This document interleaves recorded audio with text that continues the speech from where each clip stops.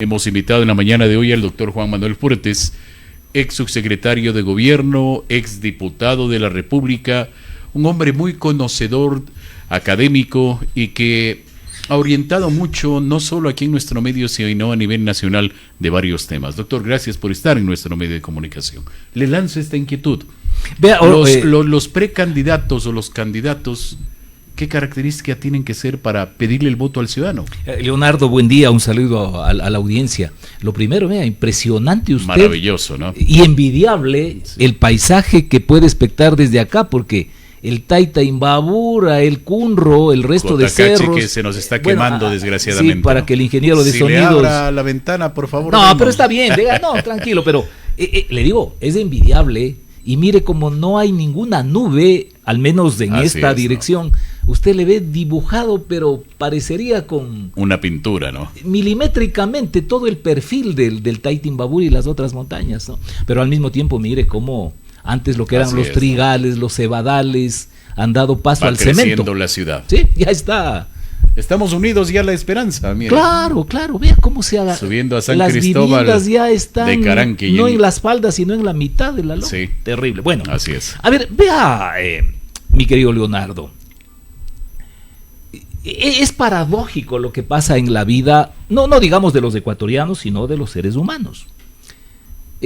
Si usted necesita un trabajo de carpintería o un trabajo de mecánica, busca referencias de algún maestro que le garantice que su necesidad va a ser debidamente satisfecha. Y entonces pregunta, oiga, ¿y qué tal será este maestro? Y le dan el comentario, gente que ya ha hecho uso de esos servicios. Experiencia. Le dicen, ve, este maestro es buenazo, los trabajos son de calidad. Pero si le dice, por ejemplo, pero no suele ser cumplido con la palabra, a veces se demora mucho más de la cuenta, usted ya lo piensa. Pero en general busca garantizarse que el servicio que va a contratar sea de óptima calidad para satisfacer su necesidad. Pero le digo, paradójicamente, cuando se trata de designar a quienes se encarguen de darnos administrando el poder público, cuya gestión no termina impactando solo sobre nuestra vida, sino también sobre las generaciones que vienen, no hay esa preocupación de averiguar, oiga, ¿qué calidad tendrá este señor o esta señora para efectivamente conducir el municipio, la prefectura, la presidencia de la República, de tal forma que esa gestión sea de calidad para los efectos que necesitamos ahora y proyectar el futuro? Y esto nos conduce inevitablemente a constatar que, lamentando por supuesto, que la decisión electoral de las poblaciones es básicamente emocional. Ahora, pero, a ver, doctor, esto tiene un tema de fondo. Desde muchos años atrás. Desde siempre. Y desde siempre hemos tenido esta realidad. Claro. Mire, yo recuerdo, tal vez usted recuerde, doctor, había un diputado que terminó su primaria cuando fue diputado. No recuerdo ese momento el nombre, pero esto permite la Constitución y el Código de la Democracia. Pero mire, usted me está hablando de tiempos recientes. Yo lo que le quería decir es que esto siempre ha sido así, porque cuando se estudia la evolución de la democracia, encuentra que en la antigua Grecia, sobre todo en Atenas, que digamos es la cuna donde el sistema democrático ya queda perfilado con más concreción, la constatación y las críticas que se formulan a la democracia tiene que ver con lo mismo, con que la ciudadanía no escoge a quienes van a administrar la gestión pública a partir de la reflexión, sino de otros factores, como le decía en los otros casos. Usted no le va a contratar a un mecánico o a un carpintero porque es carismático, porque hace buenos chistes, o porque alguien le dice, vea qué buen marido, es un excelente padre. No, usted lo que necesita es fundamentalmente que le garantice que hace bien el trabajo. Y eso debería acontecer también cuando acudimos a las urnas para elegir a quienes nos representen, a quienes sean nuestros mandatarios, es decir, a quienes nosotros les encarguemos la administración. ¿Cuál es el perfil correcto? O la experiencia de mucha gente que lo ha tenido durante años, porque lo permitido la Constitución, es importante. A ver, mire, esto implica hablar de tecnopolítica. Y este es otro problema que tenemos, porque normalmente de lo único que se habla acá es de política y no de tecnopolítica, es decir, de la incorporación de la ciencia, la técnica, al quehacer político. Y si estamos hablando básicamente de lo que son los dignatarios unipersonales, hablemos de alcalde, prefecto, presidente de la República, quien dirija las juntas parroquiales, que tienen otro régimen para la elección, por supuesto, porque no hay candidato a la presidencia de la junta, sino el que saque más votos. Lo que hay que tomar en cuenta es que el gobernante es líder y administrador. Y en consecuencia, si con rigor se trataría de verificar cuáles son las condiciones que deberíamos buscar, tendría que ver con que nos garanticen el ejercicio del liderazgo y el ejercicio de la administración en condiciones óptimas. A ver, líder puede ser un ciudadano que haya con sus luchas, sus causas, pues captado el interés de un sector. Vamos a pero ese líder no tiene capacidad técnica. Pero vamos por lo primero. Mire, en el país nos hemos acostumbrado a regalar el título de líderes a algunos personajes. Alguien participa como candidato y se asume automáticamente que es el líder del movimiento. Alguien llega a la alcaldía, a la prefectura, y se le asigna inmediatamente la condición de líder. Y esto no es así. Para ponerlo en términos gruesos, el liderazgo se caracteriza por la capacidad de persuasión, por la condición de tener seguidores. Entonces, cuando a alguien le colocan de candidato, de entrada lo que es un candidato, pero no necesariamente es un líder. Y cuando son electos, el problema todavía es más confuso, porque no se puede diferenciar entre el liderazgo y la jefatura. Porque claro, usted le sigue a alguien porque le convence, y eso es muy diferente que usted tenga que obedecer a alguien porque es su jefe. Entonces usted tiene muchísimos espacios de conducción de las instituciones que no están liderados, están simplemente jefaturados, que es distinto. Bueno, pero el liderazgo, Leonardo, se estudia. Así es. No es una cuestión, o sea, a ver, digamos, sí, son condiciones innatas que puede tener la persona, y eso se descubre, la condición de liderazgo, quiero decir, fundamentalmente en la disputa por el poder. Por eso la necesidad de las organizaciones políticas, que se convierten también desde este punto de vista en espacios de entrenamiento. En las organizaciones políticas, cuando uno disputa desde guagua, desde joven, los espacios de poder, se aprende a diferenciar a los liderazgos en términos de quién despunta. Pero esto no es suficiente, esta habilidad natural. Para los efectos de la conducción política, hay que estudiar liderazgo, porque hay diversas modalidades de liderazgo y hay que buscar aquella que sea más adecuada a la personalidad de quien destaca. A ver, allí hay un tema que creo que es controversial, doctor.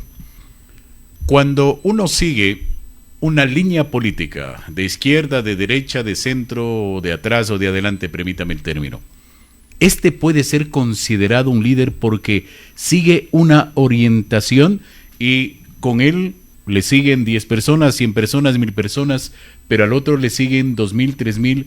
¿Es mejor líder el que le sigue el de 2000 que el de 10, el de 20?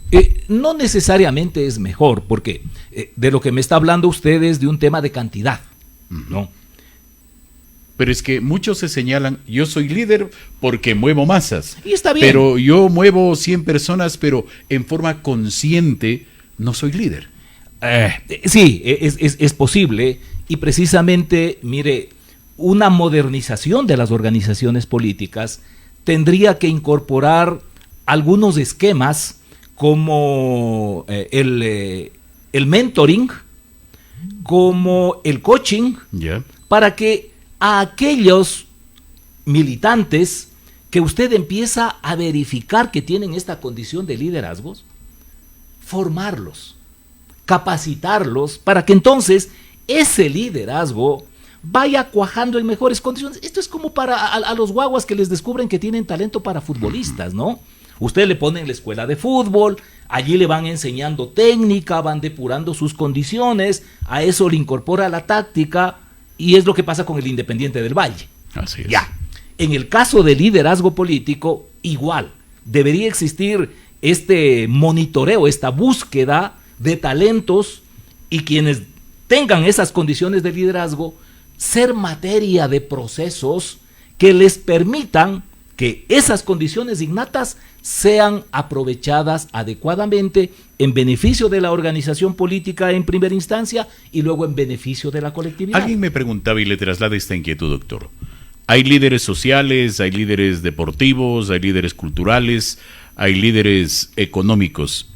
Todos estos líderes, entre comillas, pueden asociarse a un tema de un político activo para mover masas. No necesariamente, porque lo que usted me está refiriendo son áreas en las cuales alguien puede destacarse. Pero más bien lo que en cada uno de esos ámbitos usted debe descubrir es en qué modalidad de liderazgo encaje. Es decir, es un líder planificador, es un líder anárquico, porque su capacidad de influencia está allí. Así es. Pero hay algunos líderes que son como trenes descarriados, por ejemplo, que van arrasando con cercas y todo, pero lo hacen así. Hay líderes planificadores, hay líderes administradores, y lo óptimo es que se trate del liderazgo deportivo, del liderazgo cultural, social o político, se verifique cuáles son las condiciones y de acuerdo a su personalidad, en qué tipo de liderazgo encaja mejor. Entonces, digamos, un primer elemento que hay que considerar para seleccionar al gobernante debería ser el del liderazgo. Lo otro, si el gobernante tiene que ser adicionalmente administrador, esto implica entonces aterrizar en la búsqueda y en la verificación de si reúne condiciones para administrar. Técnicas. Claro.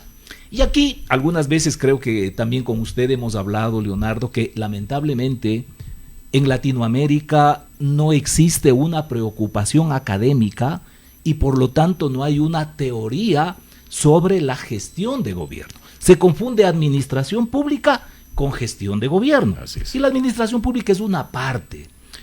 En lo personal, creo que sí le dije la última vez que estuve acá, mire, a partir de estas experiencias decepcionantes que tuvimos, un caso acá en el municipio, porque compartimos parte de ese periodo, y por otra en el gobierno nacional, y yo me he dedicado mucho a estudiar lo que es gestión de gobierno. Y acá en Latinoamérica, el académico que más aportó para esta temática es un chileno que fue ministro de Planificación y de Economía de Salvador Allende. Se llamó Carlos Matus, pero él fallece a finales del siglo pasado. Y usted ve cómo en estas décadas ha cambiado tanto el mundo, y también la ciencia y la técnica han incorporado una serie de elementos. Y digamos, para graficar, la gestión de gobierno usted obsérvela como una estrella que tiene 6 puntas. Y ahí tiene entonces proyecto político, programa de gobierno, condiciones de gobernabilidad del sistema, gestión pública, comunicación y capacidad de gobierno. Es decir, estas 6 ramas, vamos a decirlo así, de la política, si yo quiero ser el día de mañana alcalde, prefecto, presidente de la República, tengo que estudiarlas. Claro. Porque no necesariamente quería llegar justamente a eso.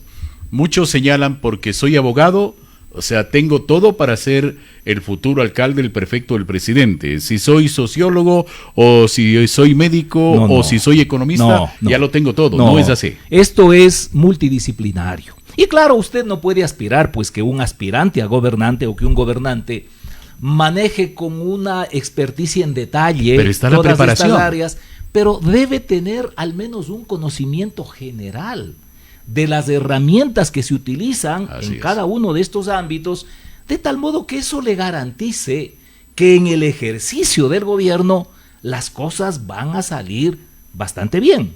Y esto da la pauta de lo complejo que es esto. Si hablamos solo de la gestión, si hablamos solo del programa de gobierno, eso implica capacidad de planificar. Y la planificación inicia por el diagnóstico en relación a los objetivos que se traza. Y luego tiene que ver toda la metodología, ¿no? Y la definición de las políticas públicas. Y esto está atravesado por la estrategia, porque aquí se confunde que la estrategia es puramente político-electoral. Y no se da cuenta que cuando un alcalde, un prefecto o cualquier gobernante toma decisiones, siempre hay ganadores y perdedores. Siempre hay adeptos y hay opositores. Y por lo tanto, para que su decisión para aplicar esa política pública pueda efectivamente concretarse y de ser posible sin mucho inconveniente, eso implica la necesidad de diseñar y articular estrategias. Ahora, aquí viene un tema, doctor, que es fundamental. Yo puedo ser el mejor preparado. Me he preparado en varios temas, conozco de administración política, conozco de comunicación, de estrategias, pero el ciudadano, el pueblo, ¿considera usted que está capacitado para encontrar estas bondades que tiene este candidato o estas debilidades? Porque ¿qué es lo que está pasando ahora? El tema de redes sociales, con un proyecto, digámosle así, mínimo comunicacional, usted capta la atención de ese joven, de ese ciudadano, y todos estamos, creo, imbuidos en estos temas, y llama la atención. ¿Qué seguridad me da de que este ciudadano que maneja bien esto esté capacitado para dirigir una ciudad, una provincia? Volvemos a lo mismo que señalaba anteriormente, es decir, la diferencia contradictoria, absurda incluso, entre lo que usted analiza cuando va a contratar a alguien para un asunto de orden doméstico, como un carpintero o un mecánico, lo que sea, en relación a lo que pasa cuando se trata de escoger a quien vaya a gobernar.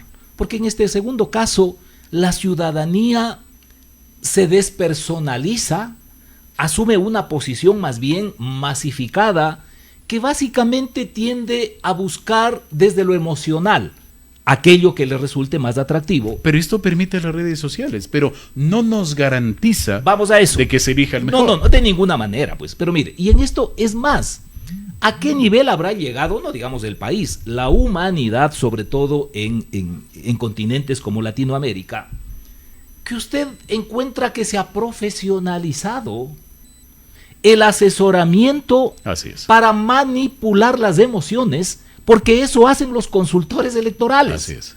Usted también ha participado en elecciones, sabe qué es lo que le dicen estos asesores, que en ningún caso le dicen, oye, trata de demostrar todo lo que sabes, que la gente te valore por lo que sabes, que vas a hacer bien las cosas, sino lo que buscan es apelar a las emociones prevalecientes en el momento. Con lo que la gente quiere oír. ¿Cuál es el problema aquí en relación a lo que usted dice, a la responsabilidad de los ciudadanos? Si en general los seres humanos, cuando asumimos esta condición grupal, esta condición de masa, perdemos nuestra capacidad individual. Esto se agrava en la medida que no existe una ciudadanía educada, cívica, políticamente, democráticamente. Y ese es un asunto complejo, porque en esa pedagogía debería intervenir el sistema político, los partidos políticos, el sistema educativo, el sistema religioso, los medios de comunicación. Y entonces sí podríamos tener una participación ciudadana activa.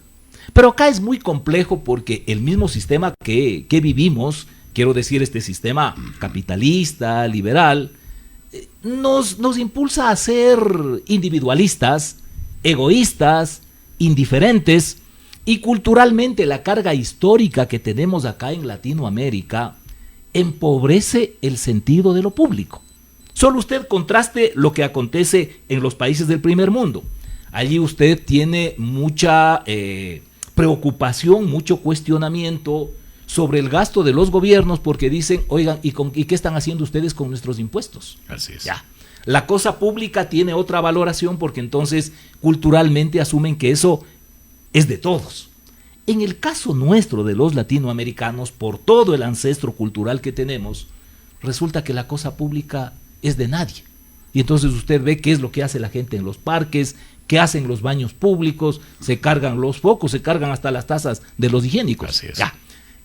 Esto implica entonces una gran dificultad para que el pueblo asuma con la responsabilidad necesaria su participación en el escogitamiento de sus gobernantes.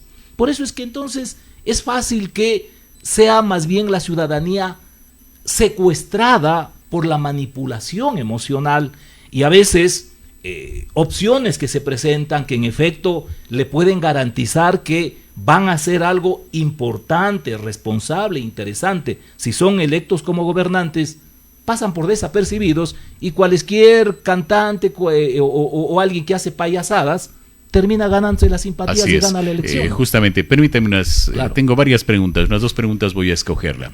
Zaida Torres dice, buenos días, un saludo especial para el doctor Juan Manuel. Le he escuchado también en otro medio de comunicación y han analizado estos temas. Entonces, ¿a quién deberíamos elegir? ¿Es una persona con experiencia, ya que tiene conocimiento de lo que ha vivido, pero eso nos garantizaría transparencia? A ver, primero lo que se debe buscar siempre es experticia. Y la experticia es la multiplicación de conocimiento por experiencia. No sé si aquí también en algún momento nos referimos a esto, que es equivocado cuando se escoge equipos, y debería ser también cuando se selecciona gobernantes, creer que la experticia es una suma de el conocimiento más la experiencia. ¿Por qué razón? Hagamos el ejercicio, Leonardo. A ver, usted es PH en administración pública, en contratación pública. Ok, si es sobre 10 la puntuación tiene 10.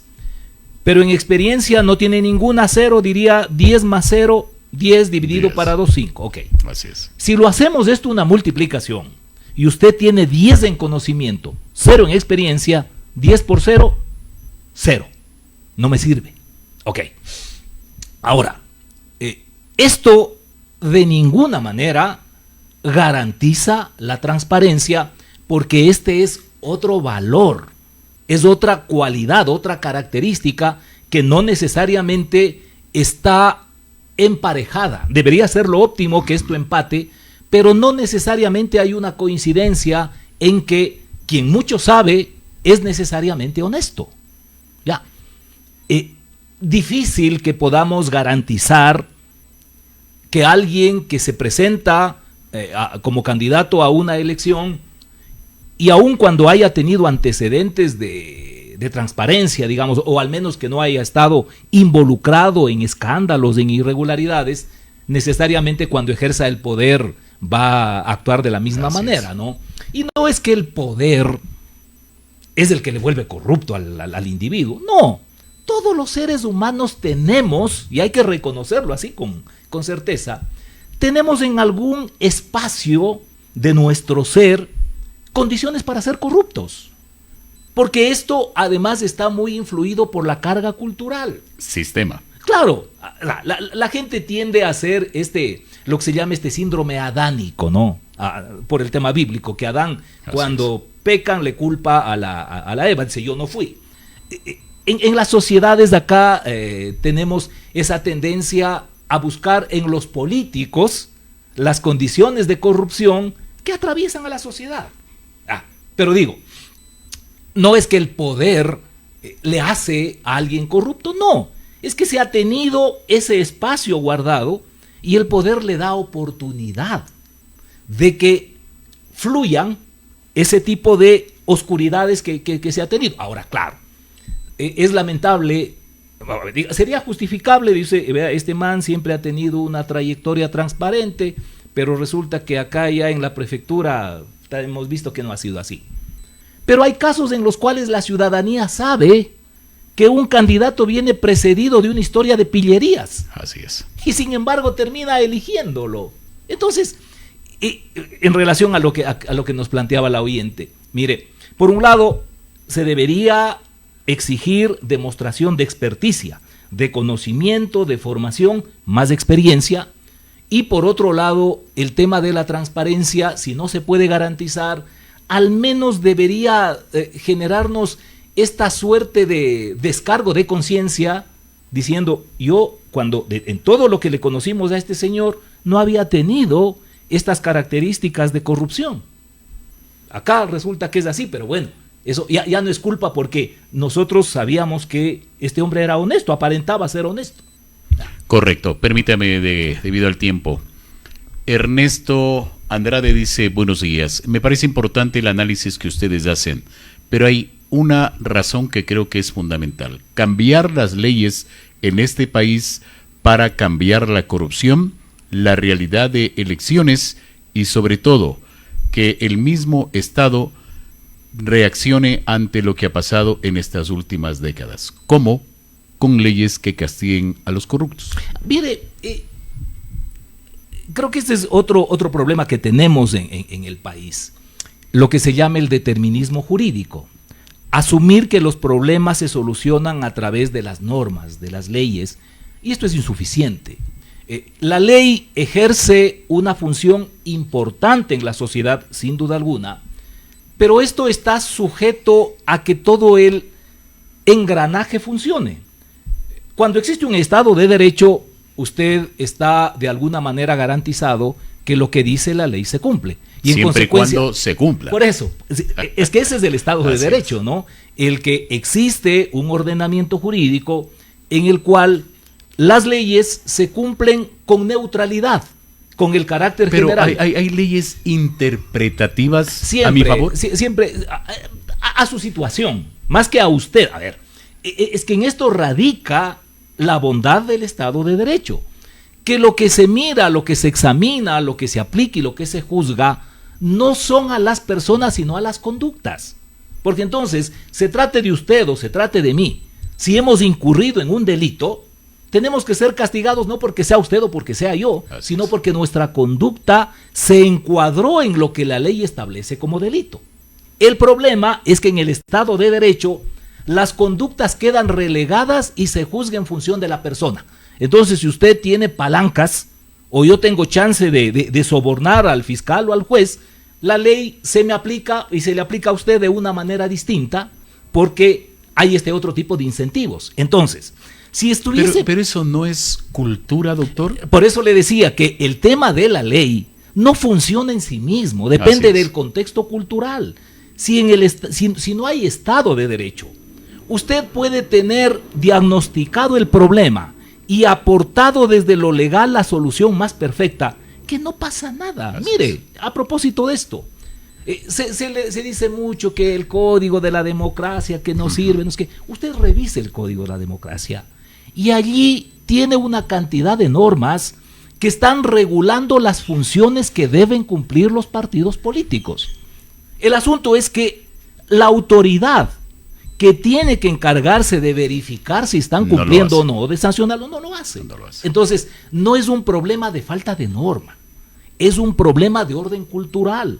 En un país en donde no existe ni institucionalidad ni respeto a la norma, vivimos permanentemente, y en campaña electoral esto es frecuente, sobre todo cuando va a tener elecciones legislativas, que haya la oferta de aprobar, de presentar proyectos de ley sobre un sinnúmero de temas que supuestamente van a solucionar los problemas.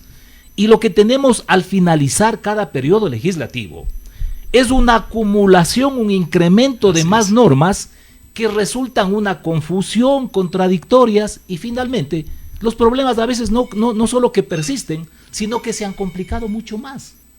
Esto exige un esfuerzo mucho más profundo, pero le digo, mire, de cara a lo inicial, la primera responsabilidad no es de la ciudadanía frente a la propuesta. Es de los partidos, movimientos políticos. Exacto, deberían ellos seleccionar a sus prospectos, capacitarlos, formarlos, entrenarlos, de tal modo que cumplirían con responsabilidad esa función de presentar candidatos competentes.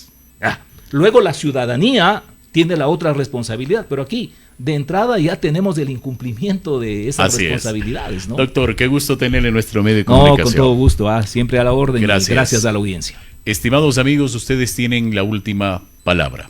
Esta es la realidad, la que estamos viviendo en el país. Vamos a irnos a una pausa y regresamos.